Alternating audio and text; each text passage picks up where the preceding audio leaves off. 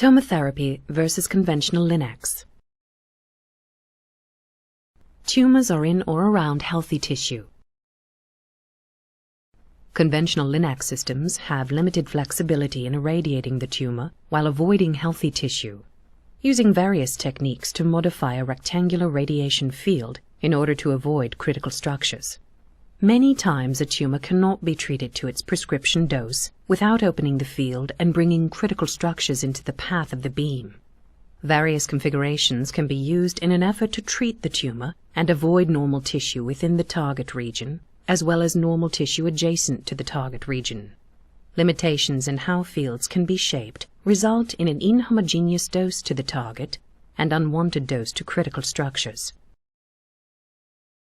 Tomotherapy approaches delivery in a completely different way, splitting the beam into thousands of tiny beamlets, each making their own contribution to the total tumor dose. Using many 360-degree revolutions round the body in a helical pattern creates the opportunity to treat the tumor and avoid healthy tissues even in the most complex of cases. The treatment beam can simultaneously avoid healthy tissue within the target and adjacent healthy tissue. This unique delivery capability gives tomotherapy the best opportunity to deliver radiation to the intended target and avoid healthy tissue. Less unwanted dose means potentially fewer side effects. Fewer side effects means more opportunities for patients to live normal lives. Tomotherapy by Accuray.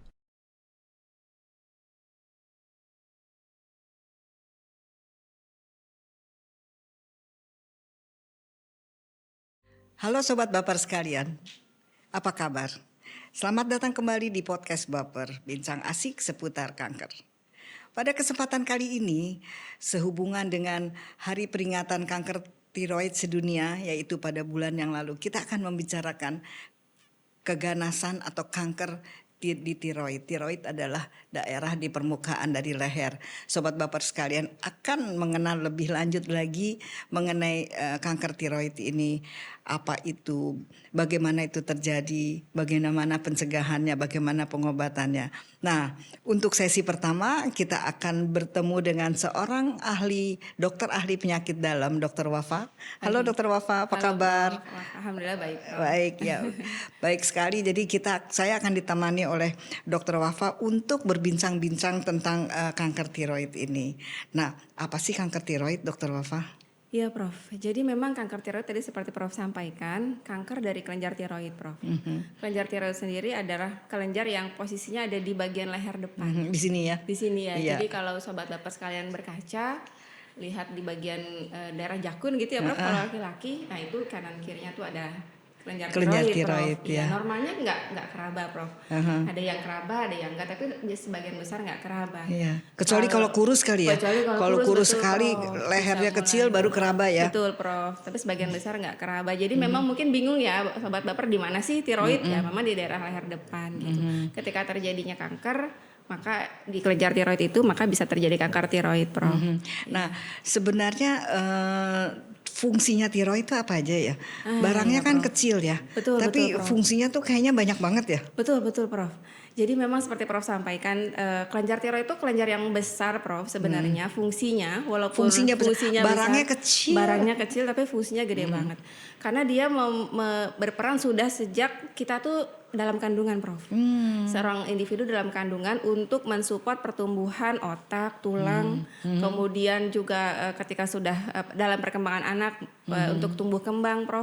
Kemudian saat usia anak dan dewasa untuk metabolisme jantung, kemudian juga metabolisme gula, lemak segala macam Prof. Untuk mengatur panas tubuh kita, itu juga dari kelenjar tiroid. Bahkan sampai mengatur berpengaruh terhadap reproduksi Prof. Jadi menstruasi pada perempuan Prof, kalau ada gangguan tiroid bisa berpengaruh kepada menstruasi. Jadi banyak sebenarnya Prof fungsinya. Nah, jadi sebenarnya apakah itu diturunkan? Kalau di dalam suatu keluarga ada kanker tiroid, apakah akan lebih mudah atau ada potensi bahwa keluarga lainnya juga akan terkena ya, kanker Prof. tiroid ya? Betul Dan Prof. apakah lebih banyak pada wanita atau pada pria? Oke. Ya jadi memang resiko paling utama tuh ada riwayat keluarga Prof. Oh gitu. Kalau ada riwayat keluarga kanker tiroid, maka ya anak-anaknya juga lebih beresiko untuk terkena kanker tiroid. Namun memang ada istilahnya itu familial dan sporadik gitu ya, Prof. Familial tuh ada riwayat keluarga lah, family.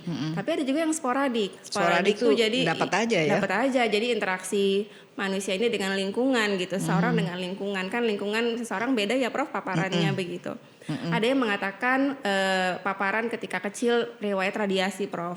Jadi misalnya terapi sinar saat kecil itu pengaruh banget, Prof, untuk terjadi kanker tiroid. Dan itu yang kuat sebenarnya, Prof. Kalau yang lain sih nggak terlalu kuat ya, Prof, pengaruhnya. Laki-laki atau perempuan, penelitian mengatakan perempuan, Prof, itu lebih tinggi resikonya. Perempuan lebih banyak ya? Perempuan lebih tinggi, Prof, resikonya. Walaupun memang kalau udah usia lanjut, kemudian laki-laki itu jadi lebih tinggi juga resikonya. Jadi penelitian ini ada mengatakan perempuan, ada mengatakan laki-laki juga. Walaupun laki-laki diiringi dengan usia lanjut, Prof, seperti itu. Kalau ada hubungannya, faktor resikonya apa aja sih? Ada nggak sih hubungannya dengan misalnya pola hidup, merokok, minum alkohol, kemudian ya itulah makan makanan yang kurang sehat dan sebagainya. Iya, Itu ada nggak keterkaitannya untuk terjadi keganasan atau kanker pada tiroid ini? Iya, Prof. Seperti kanker pada umumnya sebenarnya ada, Prof. Itu sifatnya kan karsinogenesis ya, Prof ya. Jadi zat-zat yang memicu timbulnya kanker di badan kita, termasuk juga di tiroid, Prof. Usianya biasanya berapa ya? Kalau peaknya? usia tuh bisa terjadi pada semua kalangan ya, Prof ya. Walaupun kalau usianya udah usia lebih lanjut, maka resiko terjadi kanker lebih besar, Prof. Gitu. Tapi peaknya di usia berapa? Peaknya di usia produktif usia kan produktif, ya? betul, Iya, Prof. jadi Iya. usia 40-an ya, gitu betul, gitu ya. betul. Ya, memang saya banyak bertanya karena tentunya sobat baper sekalian, kita tahu bahwa kanker tiroid kan nggak terlalu banyak kan Ya, ditemukan, betul, tapi karena betul. memang mungkin tidak ditemukan ya kan, karena memang dia kan sangat slow growing ya. Betul. Jadi kadang-kadang tidak tampak pelan suatu saat sudah ditemukan dengan anak sebar Betul, di Prof. mana-mana gitu, Stadium karena lanjut gitu ya, stadium Prof. lanjut karena Betul. tidak diobati ya. Betul. Jadi sebenarnya pengobatannya tuh seperti apa ya, Dokter Wafa? Iya, Prof. Jadi karena memang slow growing sebagian besar, istilahnya itu kanker yang baik gitu, Prof. Kanker yang baik. Tapi kadang-kadang nggak baik. Nggak baik. Sebagian besar baik, walaupun ada sebagian yang jadi cepat gitu ya, Prof ya, perkembangannya. Nah, oleh karena itu memang kualitas hidup juga biasanya masih bagus ya, Prof ya. Angka harapan hidup bisa sampai 20-30 tahun begitu dengan pasien kanker tiroid ini. Pengobatannya sebagian besar, Prof, itu berespon dengan tindakan operasi, kemudian dilanjutkan dengan terapi radiasi. Ya. Ya, radiasi, radioablasi. Jadi Radioablasi. dengan nuklir, dengan pemberian yodium, yodium radioaktif, betul. Ada sebagian yang akhirnya nggak respon dengan yodium radioaktif, perlu kemoterapi, Prof, seperti itu. Nah, deteksi dininya bagaimana ya? Ini benar banget, Prof. Walaupun nggak banyak, tapi kalau kejadian kan tetap aja ya, Prof, beresiko untuk penyebaran gitu ya, Prof. Deteksi dini tentu kita perlu mengenali pertama dari benjolan, Prof. Kalau kita lagi ngaca gitu ya, kok ada benjolan di leher yang nggak semestinya gitu, nggak wajar. Itu pertama, Prof, kita perlu aware. Apakah ini benjolannya dari tiroid atau bukan, Prof? Nah, caranya gimana? Caranya bagusnya sih ke dokter ya, Prof. Karena dokter akan bisa membedakan ini kelenjar getah bening atau tiroid atau apa nih yang lain gitu. Jadi datang ke dokter ya. Datang ke dokter, Prof, betul. Kemudian yang kedua, kalau ada gejala penekanan, Prof. Karena kan tiroid itu di bagian di bawah kulit gitu ya, Prof, nggak jauh sebenarnya. Kalau dia membesar, dia bisa agak besar ke dalam, Prof. Oh iya. Iya, besar ke dalam. Jadi bisa ada gejala-gejala akibat penekanan seperti rasa mengganjal, kemudian suaranya bisa berubah jadi serak ya, Prof. Kemudian misalnya rasa penuh, kalau ada menelan jadi terganggu, bahkan bisa jadi sesak, Prof. Karena sudah menekan saluran pernafasan gitu. Tentu kalau ada kondisi seperti itu harus ke dokter. Nanti dokter akan melakukan USG, kemudian mungkin perlu dibiopsi, Prof. Biopsi itu jadi diambil sedikit jaringannya ya, Prof, ya, jaringan tiroidnya, sel tiroidnya, diperiksa ini ganas atau tidak, Prof, seperti itu. Ya. Nah, kan tadi dikatakan oleh Dr. Wafa bahwa tidak semua kanker tiroid itu jahat. Betul, Prof. Jadi kanker tiroid itu kita kenal sebagai slow growing tumor ya. Jadi dia pelan-pelan. Tapi kalau kanker tiroid walaupun slow growing, kalau tidak diobati dengan baik jadi jahat juga nanti belakangannya ya. Betul, Prof. Iya. Nah, kalau di dalam satu keluarga nih ada satu orang yang kanker tiroid gitu ya. Iya, Prof. Itu gimana nih keluarga lainnya? Apakah memeriksakan diri? Iya. Kalau misalnya payudara kan ada yang namanya sadari Sadari, gitu kan. betul, Terus Prof. kalau Iya. misalnya pemeriksaan rutin apa yang harus dilakukan gitu kalau memang di dalam keluarga ada seorang yang kanker tiroid? Betul, Prof. Karena tadi resiko keluarga tuh menjadi besar ya, Prof, untuk terjadinya kanker tiroid pada keluarga yang lain, terutama keturunan ya, Prof. Maka tentu perlu lakukan kenali tiroid kita sendiri, Prof. Kenali tiroid kita apakah ada pembesaran atau tidak. Namun bila misalnya memang tidak didapatkan pembesaran, ada baiknya dilakukan USG, Prof. Jadi screeningnya evaluasi dengan USG minimal 1 tahun sekali evaluasi Iya. aja. Karena kan sebenarnya tiroid itu kan di permukaan ya. Betul, Jadi Prof. kalau ada benjolan atau apa, Iya. jadi rajin aja meraba leher. Kalau betul, ada Prof. benjolan atau apa, segera periksakan ke dokter. Betul, Barangkali betul. seperti itu ya. Betul, Prof. Iya. Kecuali kalau memang ada gejala-gejala seperti penekanan atau seperti itu. Tapi mungkin pemeriksaan itu harus lebih sering dilakukan kalau memang ada keluarga kita yang kanker tiroid ya. Iya, betul, Prof. Nah, barangkali Dokter Wafa sebelum kita menutup episode ini ada pesan-pesan nggak untuk para sobat baper sekalian tentang bagaimana pengenalan dan bagaimana kita mewaspadai kanker tiroid ini? Iya, baik, terima kasih, Prof. Tentu untuk mengenali kanker tiroid kita perlu rajin memeriksa area leher bagian depan, Prof. Ya, bila ada benjolan segera konsultasi ke dokter. Lalu untuk mencegahnya walaupun tidak ada gejala ya. Walaupun tidak ada gejala juga, Prof. Dan tadi kalau ada riwayat keluarga ya dengan kanker tiroid, sebaiknya segera untuk periksa ke dokter. Melalui USG ya, kalau tidak ada benjolan nanti dokter akan memeriksa apakah ada benjolan pembesaran tiroid atau tidak gitu, walaupun tidak terpegang ya sobat sehat sekalian. Kemudian yang kedua untuk mencegah tentu hidup sehat ya, Hidup Prof. sehat, ya. Hidup sehat kembali lagi.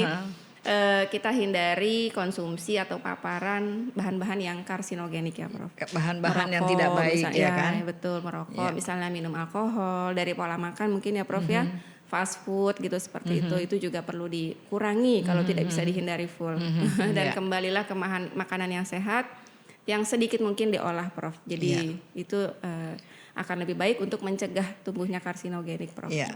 Terima kasih Dokter Wafat. Terima kasih sekali Sobat Baper sekalian. Kita sudah mendengar, kita sudah mendapat penjelasan tentang kanker tiroid. Kanker yang dikatakan tadi bahwa sangat slow growing, dikatakan sebagai kanker baik pada waktu dia baik. Pada suatu saat kalau tidak diobati tentunya akan menyebar juga ya Dokter Wafa. Betul, Prof. Dan itu sebenarnya tidak terlalu sulit seperti kita mengenal kanker di dalam badan kita karena adanya di permukaan.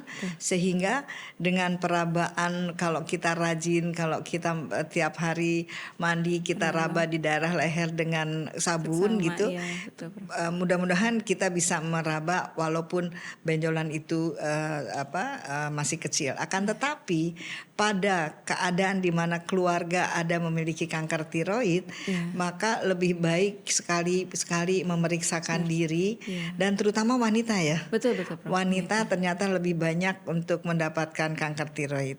Demikianlah Sobat Baper sekalian untuk pertemuan episode ini. Kita sudahi pada saat ini dan kita akan bertemu kembali pada episode-episode selanjutnya dengan topik-topik yang juga tidak kalah menarik. Terima kasih. Salam.